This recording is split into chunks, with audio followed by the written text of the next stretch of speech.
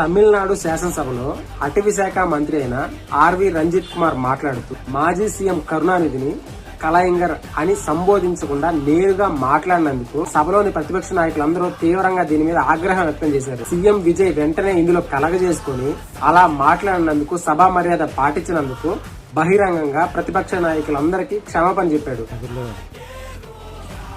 இந்த தலைவரோட பேரை மென்ஷன் பண்ணி பேசுனது அவர் தான். அவர் சார்பா நான் సారీ கேட்டேன். అది ఒక బాధ్యత గల పదవిలో ఉన్న వ్యక్తులు నడుచుకోవాల్సిన విధానం. అదే మన దగ్గర అయితే అధికార పక్షంలో ఉన్న నాయకుని కావచ్చు, ప్రతిపక్షంలో ఉన్న నాయకుని కావచ్చు, ఎవరినైనా సరే మన నాయకులు మాట్లాడే భాష, మన నాయకులు మాట్లాడే విధానం ఎలా ఉంటుందో ఒక్కసారి ఆలోచించండి. ప్రజలు గమనిస్తూ ఉన్నారు.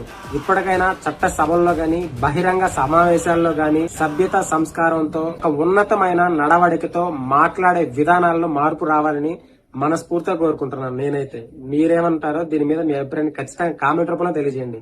Thank you for watching.